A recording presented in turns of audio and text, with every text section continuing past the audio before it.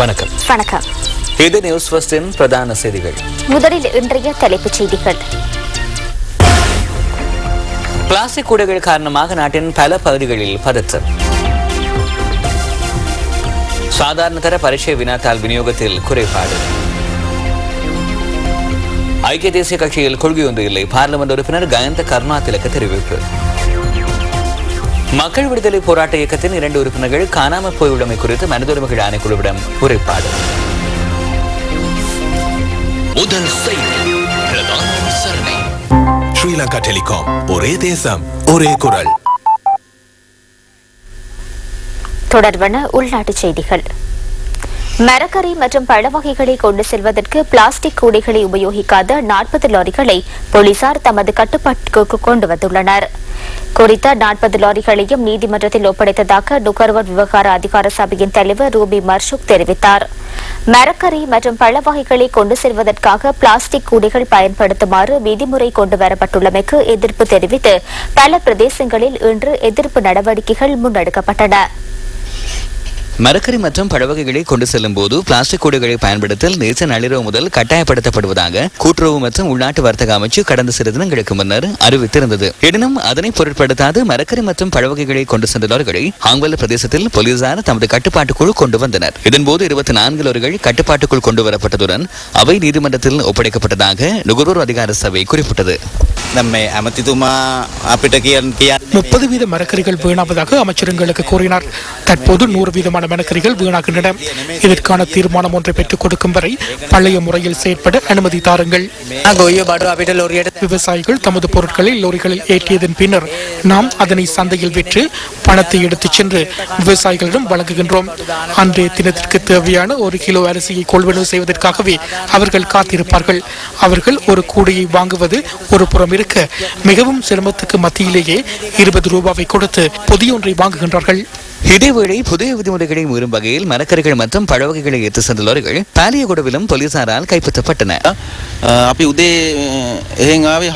12 மணிக்கு முன்னர் மெனிங் சந்தைக்கு மரக்கறிகளை கொண்டு செல்லும் நோக்கில் நாம் காலை 6 மணிக்கு புறப்பட்டோம்.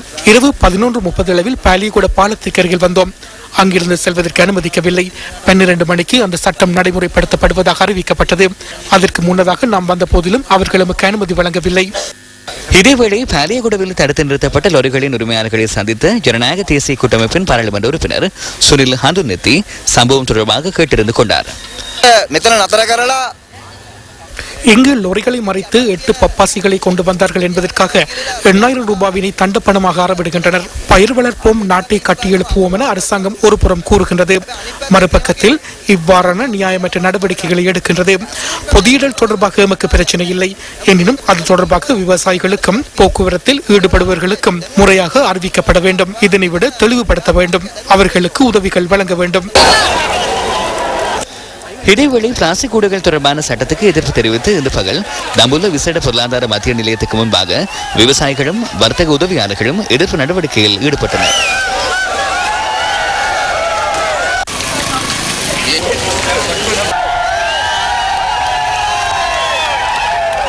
அதனைத் தொடர்ந்து அவர்கள் பேரணியாக A9 வீதியூடாக தம்புள்ள நகர் மத்தி வரை சென்றனர். இதன் காரணமாக அந்த வீதியூடான வாகன போக்குவரத்துக்கு தடை ஏற்பட்டது.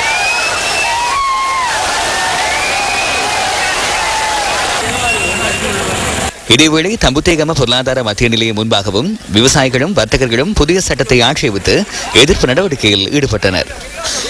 இதன் காரணமாக அந்தாதிபுரம் குருநாகல் பிரதான வீதியூடான போக்குவரத்து நடவடிக்கைக்கு தடை ஏற்பட்டதாக எமது செய்தியாளர் தெரிவித்தார். தம்புத்தேகம நகரின் ராணி சந்தி வரை சேர்ந்த ஆர்ப்பாட்டக்காரர்கள் மரக்கறி வகைகளை அழித்து தமது எதிர்ப்பை வெளிப்படுத்தினர்.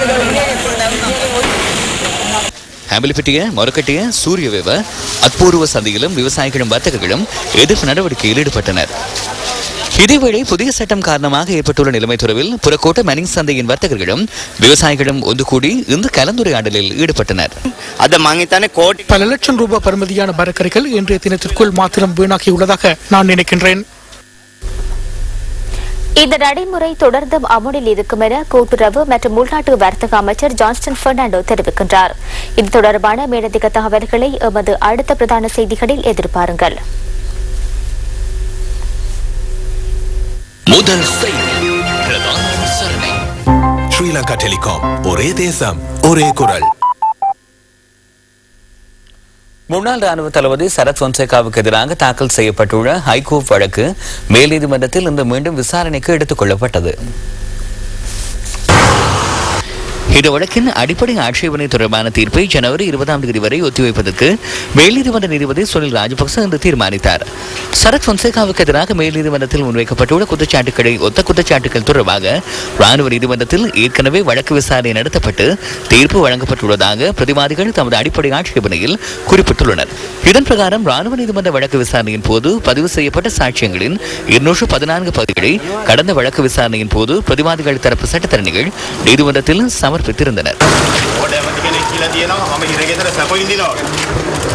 நான் சிறைச்சாலையில் சுகபோகம் அனுபவிப்பதாக முட்டாள் அமைச்சர் ஒருவர் கூறியுள்ளார்.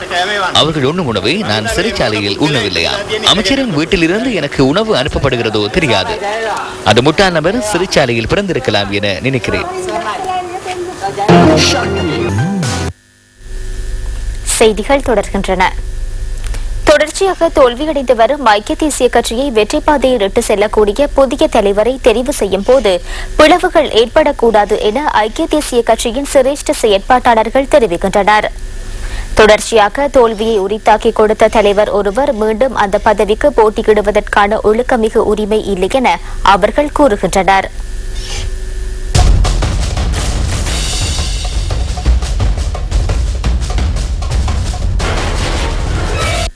புதிய தலைவராக தெரிவு செய்யப்படுபவர் கட்சியை வெற்றியடைய செய்து ஆதரவாளர்களின் அபிலாஷைகளை நிறைவேற்றக்கூடியவராக இருக்க வேண்டும் என்பதே ஐக்கிய தேசிய கட்சியின் சிரேஷ்ட செயற்பாட்டாளர்களின் கருத்தாகும். இதேவேளை நேற்று நடைபெற்ற தேசிய சட்டத்தரணிகள் சங்க கூட்டத்தின் போது ஐக்கிய தேசிய கட்சியின் தலைமை பதவிக்கு கரு ஜாசூரிய தகுதியானவர் என்ற தீர்மானம் ஏகமனதாக நிறைவேற்றப்பட்டது. தகைமையுள்ள எந்த ஒருவரும் கட்சியின் தலைமை பதவிக்கு போட்டியிட சந்தர்ப்பம் உள்ளதை ஐக்கிய தேசிய கட்சியின் யாப்பு உறுதிப்படுத்தியுள்ளதாக தேசிய சட்டத்தரணிகள் சங்கத்தின் தலைவர் உப்புல் ஜாசூரிய சுட்டிக்காட்டுகின்றார்.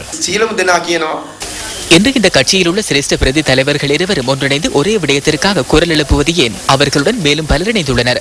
தயவு செய்து தலைமைத்துவத்தை கையளித்து விலகிக் கொள்ளுங்கள் என அவர்கள் அனைவரும் கூறுகின்றனர். எதிர்க்கட்சி தலைவர் பதவியை வேண்டுமாயின் வைத்துக் கொள்ளுங்கள், கட்சியின் தலைமைத்துவத்திலிருந்து வெளியேறுங்கள் என கோரிக்கை முன்வைத்துள்ளனர். தாம் தலைமைத்துவத்திற்கு போட்டியிடப் போவதில்லை என கரு ஜெயசூரிய எழுதி கொடுத்துள்ளதாக ரணில் விக்ரமசிங்கவினால் எதிர்க்கட்சியின் பிரதம கொறடாவாக நியமிக்கப்பட்ட ஜோன் அமரதுங்க கூறினார். இதனால் கரு ஜெயசூரிய போட்டியிட்டால் அது ஒழுக்க விதிமுறைகளை மீறும் செயலாகும் என அவர் தெரிவித்தார். ஏன் இவ்வாறு கூறுகின்றீர்கள்? கட்சியின் யாப்புக்கு அமைய தகுதியான யார் வேண்டுமாயின் போட்டியிட முடியும். அதற்கான அதிகாரம் கட்சியின் யாப்பினூடாக வழங்கப்பட்டுள்ளது. கரு ஜெயசூரிய போட்டியிட முடியாது என கூறுவாராயின் அவரே யாப்புக்கு எதிரான கருத்தொன்றை முன்வைக்கின்றார். புதிய தலைமைத்துவத்தை நியமிப்பதன் நோக்கம் கட்சிக்குள் பிளவை ஏற்படுத்துவதல்ல எனவும் ஐக்கிய தேசிய கட்சியின் 47 லட்சம் ஆதரவாளர்களை வெற்றியடைய செய்வதே அதன் நோக்கம் எனவும் பாராளுமன்ற உறுப்பினர் புத்திக பத்திரன கூறுகின்றார். 1994 ஆண்டு முதல் 2011ஆம் ஆண்டு வரையான காலப்பகுதியில் தொடர்ச்சியாக நீண்ட காலம் எதிர்க்கட்சியில் இருந்த கட்சியாக இலங்கை வரலாற்றில் ஐக்கிய தேசிய கட்சி சாதனை படைத்துள்ளது. இதற்கு எதிராக கருத்துக்களை வெளியிடும் போதும் குரல் எழுப்பும் போதும் ஒழுக்காட்டு விசாரணை எனும் வேட்டை நாய்களுமே துரத்துகின்றன. இந்த போராட்டமானது ஒரு சிலர் அல்லது அவர்களின் பதவிகளுடன் மாத்திரம் தொடர்புபட்ட ஒரு நடவடிக்கை அல்ல. அதற்கு அப்பால் பல முக்கிய விடயங்கள் உள்ளன. 47 லட்சமாக காணப்படும் ஐக்கிய தேசிய கட்சியின் ஆதரவாளர்களை காப்பாற்றுவது அதில் உள்ள முதலாவது நடவடிக்கையாகும். அரசாங்கத்தின் ஜனநாயக விரோத செயற்பாடுகளுக்கு மத்தியில் கைகளில் கரை படியாத புதிய தலைமைத்துவத்தின் கீழ் மாத்திரமே ஐக்கிய தேசிய கட்சியை வெற்றியை நோக்கி வழிநடத்த முடியும் என கட்சியின் பிரதி தலைவர் சஜித் பிரேமதாஸ் சுட்டிக்காட்டுகின்றார். இந்த அரசாங்கத்தின் ஜனநாயக விரோத செயற்பாடுகளுக்கு முன்பாக அடிபணியாமல் மக்களை ஒன்றிணைத்து புரட்சிகரமான மக்கள் சக்தியோடு உருவாக்க வேண்டிய தேவை இன்று உள்ளது. கைகளில் கரைப்படியாத தூய்மையான தலைமைத்துவத்தின் கீழ் புனிதமான அரசியல் பயணத்தை மேற்கொள்ளும் தலைமைத்துவத்தின் கீழ் அந்த புரட்சிகரமான மக்கள் சக்தியை உருவாக்க முடியும். கரு ஜெயசூரிய அந்த தலைமைத்துவத்திற்கு ஏற்றவர் என நான் உறுதியாக கூறுகிறேன். இதேவேளை தொடர்ச்சியாக கட்சிக்கு தோல்வியை உரித்தாக்கி கொடுத்த தலைவர் ஒருவருக்கு மீண்டும் அந்த பதவிக்கு போட்டியிடுவதற்கான ஒழுக்கமிகு உரிமை இல்லை என மகா சங்கத்தினரும் ஐக்கிய தேசிய கட்சியின் செயற்பாட்டாளர்களும் ஆதரவாளர்களும் சிவில் சமூக செயற்பாட்டாளர்களும் புத்திஜீவிகளும் சுட்டிக்காட்டுகின்றனர்.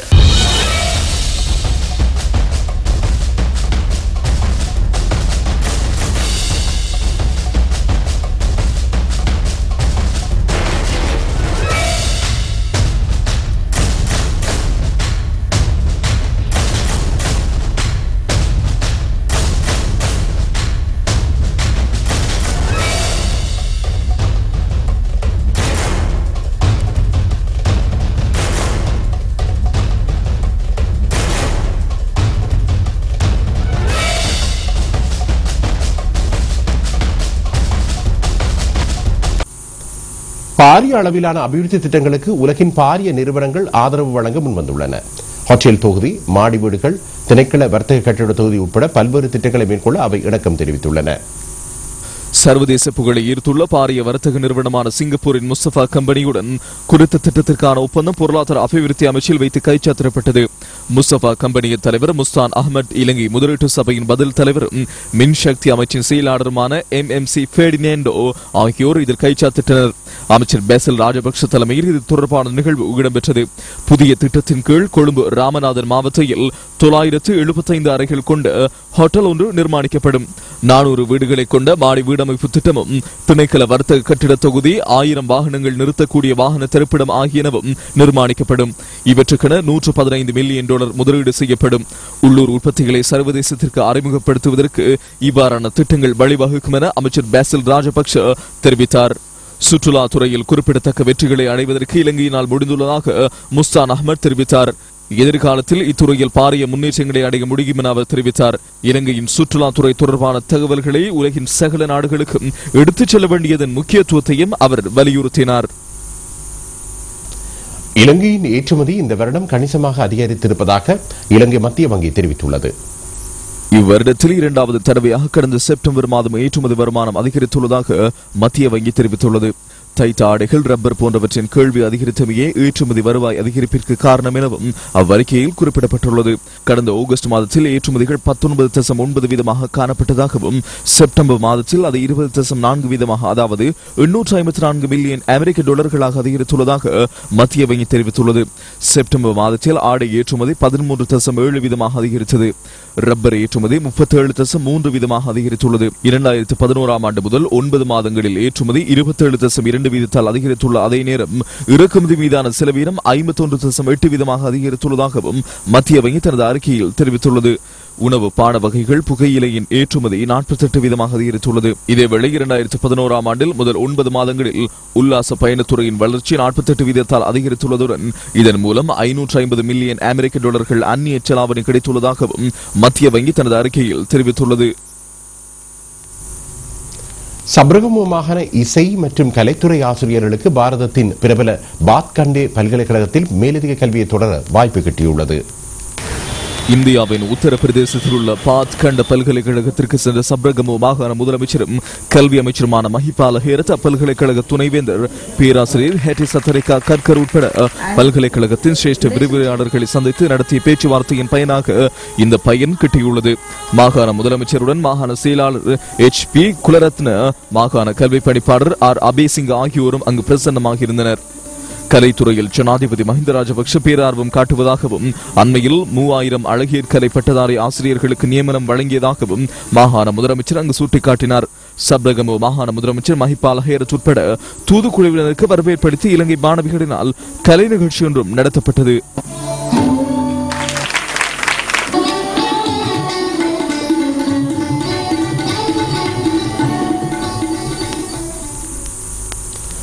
லொரி ஒன்று ரயிலுடன் மோதியதால் 2 காயமடைந்தனர்.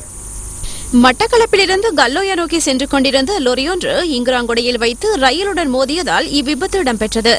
விபத்து இடம்பெறுவதற்கு முன்னர் சாரதியும் உதவியாளரும் குதித்து விட்டார்கள். அவர்கள் தற்போது புலனறுவை வைத்தியசாலையில் அனுமதிக்கப்பட்டுள்ளனர். விபத்து இடம்பெற்ற இங்குராங்கோட ஹத்தமுன பிரதேசத்தில் இதற்கு முன்னரும் இவ்வாறான பல விபத்துக்கள் ஏற்பட்டதுடன் 5 இதுவரை மரணமடைந்துள்ளனர். இதேவேளை ரத்தினபுரி நகருக்கு அண்மையில் தனியார் பஸ் ஒன்று விபத்துக்குள்ளானதில் 29 பேர் காயமடைந்தனர். முன்னராகலையிலிருந்து கொழும்பு நோக்கி பயணம் செய்த இந்த தனியார் பஸ் வீதியிலிருந்து விலகியதால் அதில் பயணம் செய்த 29 பேர் காயமடைந்தனர். இன்று அதிகாலை 1 மணிக்கு இடம்பெற்ற இந்த விபத்தினால் வர்த்தக நிலையம் ஒன்றும் சேதமடைந்துள்ளது. காயமடைந்தோர் ரத்தினபுரி வைத்தியசாலையில் அனுமதிக்கப்பட்டனர். அதிக வேகமே விபத்திற்கு காரணம் என போலீசார் தெரிவித்தனர். இதேவேளை கொழும்பு கினிகத்தேன பிரதான வீதியின் வுட்லண்ட் பஜாரில் கார் ஒன்று 60 அடி பள்ளத்தில் விழுந்து விபத்துக்குள்ளாகியது. இதில் பயணம் செய்த பெண்ணொருவர் படுகாயமடைந்து நாவலப்பிட்டி ஆதார வைத்தியசாலையில் அனுமதிக்கப்பட்டுள்ளார். ஹட்டன் போலீசார் மேலதிக விசாரணைகளை